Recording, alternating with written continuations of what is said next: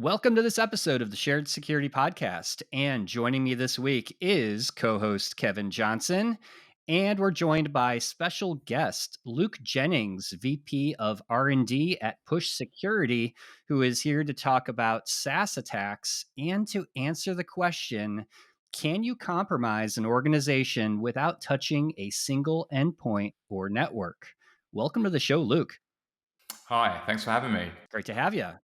So, for our listeners that don't know who you are, maybe can you give a little of your background and maybe a little bit about Push Security as well? Sure, yeah, no problem. I guess I started out very much on the classic red team pen testing side of things as a consultant at a company called MWR Security Consultancy from the UK. So that was really the sort of first formative parts of my career, breaking into companies, doing the sort of standard security consultancy side. But also I did, a bunch of offensive security research then too. So I periodically speak about that and release tools and that kind of thing. That led into kind of moving into the detection and response space. So we eventually looked at building an MDR service, and I kind of designed an EDR product that we built as part of that too. And that was really like looking back at what I used to do and saying like, what would actually have caught me all those years, and trying to develop techniques in that side. So that became quite endpoint security focused, detecting endpoint compromises and lateral movement. And then now, sort of chapter three really has been push security. And yeah, push security, we're really focused on the SaaS security problem space. So we're kind of looking at it from the angle now of, what happens if you don't have infrastructure and maybe your endpoints are really secure now and everything's just SaaS. Like, how do you actually attack that? How do you defend that? And so really it's that sort of new space that I've been working in on the research side, both offensively and defensively. Nice, nice. Yeah, I mean it's kind of the new world we live in, right? Where everything is SaaS based, and I think the pandemic really helped accelerate. I think that move for most companies. 100%. Yeah. I think like for companies like ours, Push Security ourselves, um, we're also a SaaS company, and we use entirely other SaaS services. We don't have our own infrastructure. We're fully remote. I think, new startups now, that's like the default. And I think for every other organization, they're just some way on their journey towards that. Obviously, for large organizations, they tend to still have a big internal network too. But most of the time, they're actually really hybrid SaaS companies. They've got lots of SaaS services too, that just go alongside that, and they interact. So, tell us about this SaaS attack research that Push Security just recently released. Sure. So, I guess the idea with that was I was trying to look at things from a bit of an outside perspective. So, thinking about the problem space more generally, stepping away from what we do as a product a little bit, and just looking from an offensive perspective of, what are the practical attacks in this space? Because we obviously aren't seeing them in the real world at the same level that we're seeing more traditional endpoint compromises. We have seen sort of some things in this space, but I was trying to be a bit Yeah. forward looking and think, what do we need to be, what do we need to be planning for? So really, it was taking a step back, and it was thinking, how do you attack a SaaS native company? A SaaS hybrid company too, sure, but like, let's make it harder, and let's say there is no internal network at all. So, like, how do you actually attack a company like that? What is the full impact of wider SaaS sprawls, and not just like the real core juicy SaaS targets, but all those smaller services used by smaller teams that go out to? Um, is the kill chain, the cyber kill chain, is that similar, even if the techniques are different, or is that different too? So it was really kind of taking that kind of step back and looking at from that level and then building down. Um, so even answering simple questions like, what does lateral movement look like in this world? I normally used to think of Hmm. lateral movement as moving between physical infrastructure systems, whether that's moving from an endpoint to an endpoint, or an endpoint to a server, server to server, so forth. But what does that look like in the SaaS world? So really, that's where we started from. Then I just started kind of jotting down lots of potential techniques. Some of those being things that might be more familiar and quite similar to to techniques in the old world, so to speak. Some of them being quite SaaS specific and new, and then testing them out, just trying out a few SaaS services and things like, would these be applicable? And really, it kind of just built up organically from there until at a certain point, I kind of did a sort of MITRE style SaaS matrix mapping, kind of thought, okay, well, like we've got all the phases here. They line up with most of the previous phases, but let's see what it looks like when you map them. And suddenly I realized I had quite a big long list and quite a large mate. I was like, okay. And then when you started thinking about how to combine them, it started all coming together a bit more. So that's pretty much where it came from. And then I started thinking, well, I should probably like share this, like rather maybe just make it an open source project. I'm sure it'll be of use to other people. So I thought, yeah, get it out there, and that's really where it came from. And I was surprised at I think the number of techniques we ended up with and everything. Yeah. And by the end, it kind of exceeded what I was expecting from the beginning. So yeah, that's kind of how it came about and where we got with it before releasing it. I'll say that Great. I'm always excited to see new techniques, new thought processes around this. I want to at least make it very clear how awesome it is that a commercial organization that honestly could keep this type of information the secret sauce of their product, right? Pushed it out open source. As an open source fanatic, I want to explicitly thank you for that. that is great. Thank you. Yeah. Thank you. No problem. I mean, in the past, I've benefited personally from many open source projects myself, and my previous company. I think we got a good name for ourselves by releasing lots of work we did. So it's just organic, really. It was in our DNA to some extent to kind of be used to doing those things. So this felt like something that fit with that. Nice. Yeah, I appreciate it. As an owner of an organization that releases as much of our stuff publicly as possible, I like to see other people doing the same thing. So, Yeah. Thank you. No, that's great. Agree. That's great. So maybe just for our listeners, maybe you can talk about like what do we mean by SaaS native attacks specifically, and maybe why this is really a shift away from the traditional attack vectors that we all know and love, and like you mentioned, we all kind of grew up in the industry from that traditional attack perspective. I'm interested in what your take is on that.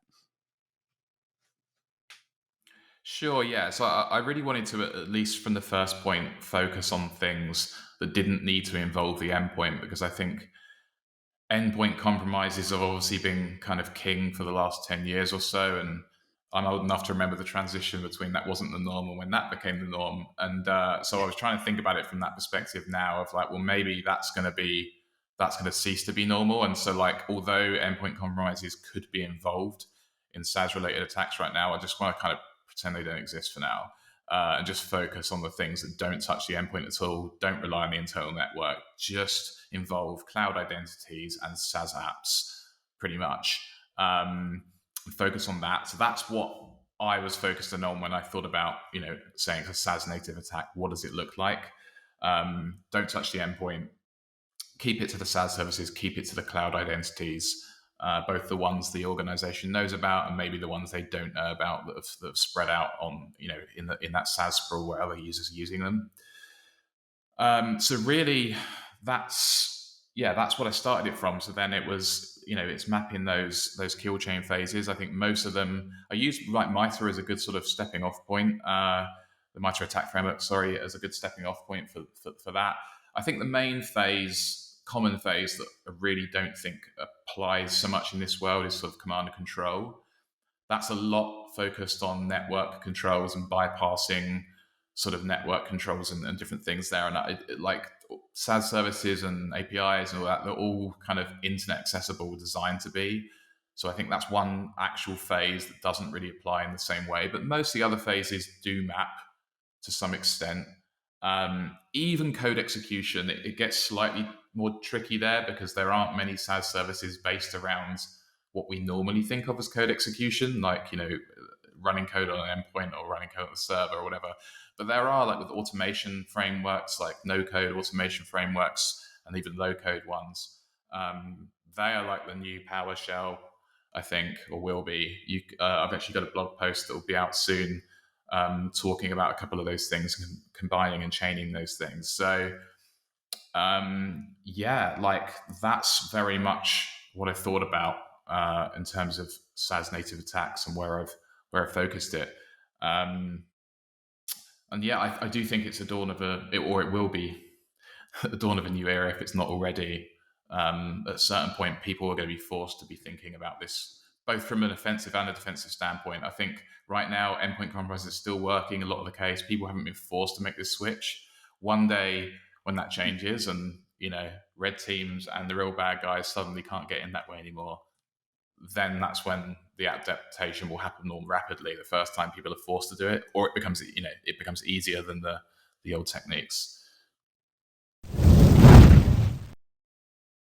You want your organization to be secure and compliant and to have a healthy culture, but your employees' lack of awareness makes you vulnerable to data theft, fraud, and compliance penalties. It's frustrating that the boring, static training content that's being used today has failed to improve employees' ability to defend against cyber attacks. At ClickArmor, we know that without using gamification, it's extremely hard to get staff to understand how to avoid threats. Our gamified simulations and challenges have provided a 50% average improvement in thousands of employees' ability to spot phishing threats. Go to clickarmor.ca/shared security to get your free gamified phishing assessment for up to 500 employees. You'll see quickly how gamified simulations can help your team be more resilient and compliant and help avoid costly ransomware and fraud incidents. Let ClickArmor help you go from being an underappreciated, stressed out fall guy to being an innovative leader who's the catalyst for greater productivity in your organization.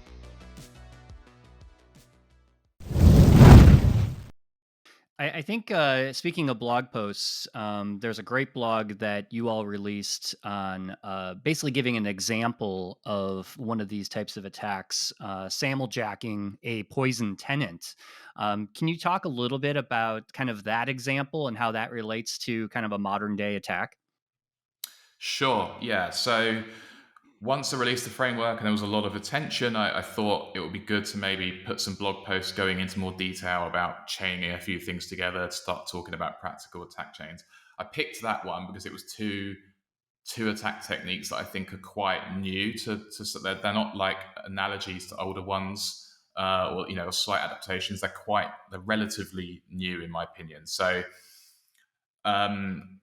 if I briefly say what each one is and then why they're quite powerful when you combine them, it'll probably make sense. So if I talk about a poison tenant, the idea we had then was what happens if you get someone using a SaaS tenant you control? So the SaaS application is like completely legitimate, but obviously, you as an attacker control potentially at admin level the tenant, and you've got target users using it. Like, is it realistic to get people using it, and what does that mean if you do? Now, obviously, like, I would love to be able to, as a red teamer, just convince an organization to start using a Slack tenant I set up for them and then have full like control over that. But that's probably much less realistic. But if you talk about smaller SaaS apps that maybe certain smaller teams might be interested in, I think there's a lot more scope for social engineering. Maybe a new app that a marketing team wants to use for sort of SEO or something, or a new wiki tool.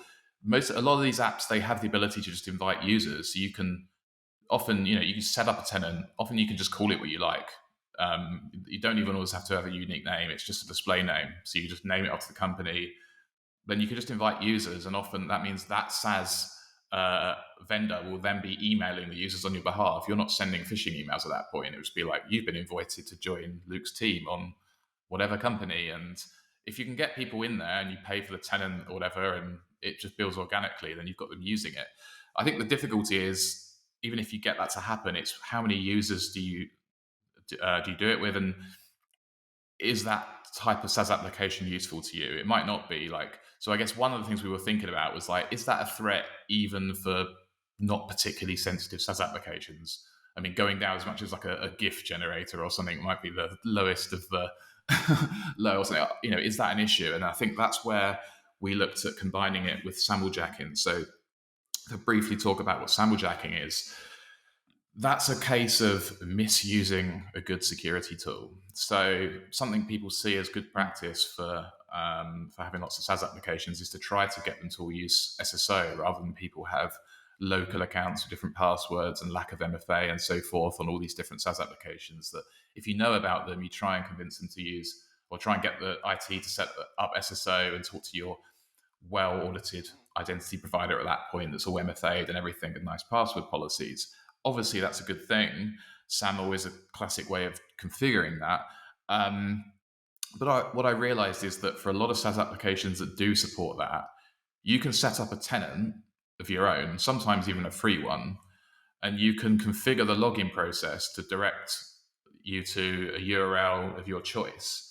And then that means that literally at the login page of a valid like SSL site, like nice certificate, TLS certificate for a valid SaaS provider, that under certain circumstances it will redirect at the login stage to your URL. And I thought, okay, that's not a stage where people are expecting to get phished. Like if they've already verified the first bit is okay, the link's okay, they go to the login page, there's nothing weird in the URL. It's not even like you've had to put a malicious URL in a URL parameter to do a URL direct or something.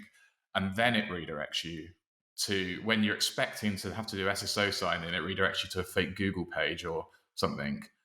Like even paranoid security people could fall for that, right? So that's what I realized was really interesting with SAML jacking, was that I was like, hey, there's like providers out here where I can just tell them to redirect at the login page anywhere I liked. And then I think this attack chain was when I started thinking, well, actually, if you put those two things together, that starts getting pretty interesting too, because rather than have to even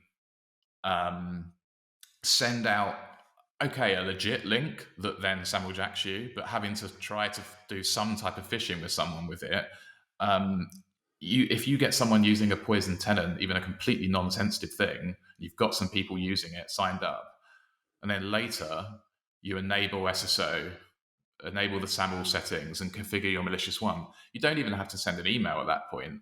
Once their session expires and they go back to their tab and it's like logged out, and they click login again and it just immediately takes them to your phishing page. Like no one's thinking about getting phished at that point. Maybe there's a 0.01% of people that are, but I mean, I'm not thinking of getting phished at that point. So that was an interesting attack chain. And I thought this is a good one as a first one to talk about, because it's two quite new things that don't have a good analogy in the old world. So they're interesting for being quite new anyway, but then actually you put them together and it makes quite an interesting chain. So that's the first one. So I've got a second one probably in the next week or two out on shadow workflows. Nice. We'll see how they go down too. But yeah, that was the first one I put out, and I just thought it'd be an interesting example. Yeah, it definitely is. And kind of speaking of, you mentioned the SaaS attack matrix that Push released. Can you talk about why this is important for, whether you're on the red team or the blue team side, why it's important to start leveraging that? Yeah, sure. So, I mean, I think obviously producing it in the first place was a discovery phase for me and Push as much as anyone else. But now we've got it there, I think if you're in a position where, you're a red team, but you haven't really delved into this space too much yet, but it's starting to come up for you, or you're a blue team and you've got your sort of endpoint security down and all the things you're expected of doing now, and you're starting to think what the new attacks are, it just gives you a good starting off point. It's that high level picture you can go to. If you're a red team, you can look at it and say, okay, like if I've got a new engagement, whether it's an internal red team against your own company or, as a consultant, you've got a bunch of places to give you ideas to start from. And a similar thing for a blue team, you can look at that and think, what are these things might we be vulnerable to? It gives you a starting off point. So I think really there wasn't that much information in this space out there before. This is still quite early, so I think it's put in a position where it helps people get started. So I'm hoping it's going to be quite useful to red teams and blue teams for that. And obviously, it's going to evolve into future. This was the first version, and other people, I'm sure, as this whole space starts to probably explode in the next year or two, I'm sure there'll be many other great security researchers adding to this message as that goes on. But at this point, I think it's a good starting off point for getting looking into this space. Yeah, I completely agree, and that's one of the reasons I definitely wanted you all on the show is because I think this is something that isn't really talked a lot about in the community right now, and I really feel it needs to be. So, thank you again for sharing your research with the rest of the community. I think it's really important, especially in this new world we live in. Right, everything is SaaS based. There's SaaS apps for everything that we do today, so I think it's really important that more research like this starts coming out. So, how can our listeners find out more about you and Push Security? Sure. I mean, so obviously the blog post I mentioned will be on our website. That's pushsecurity.com. So we'll be regularly pushing content there, and obviously other information about our products there too. Otherwise, I would say follow us on LinkedIn or Twitter / X. We publish a lot of things about research there too. For my own personal Twitter, I normally put things in place for the research that I'm putting out. That would be one to search for, and then the GitHub repo itself. Just star that or follow it if you want to see updates specifically there. I'm trying to keep that as up to date as possible. All right. Well, Luke, it's been a pleasure having you on the show, and thanks again. No problem. Thanks for having me. Thanks for watching or listening to this episode. If you'd like to help support the podcast and get early access to new episodes with no ads, plus many more exclusive benefits, become an official supporter of the podcast for only $5 a month. Visit sharedsecurity.net/supporter for more details.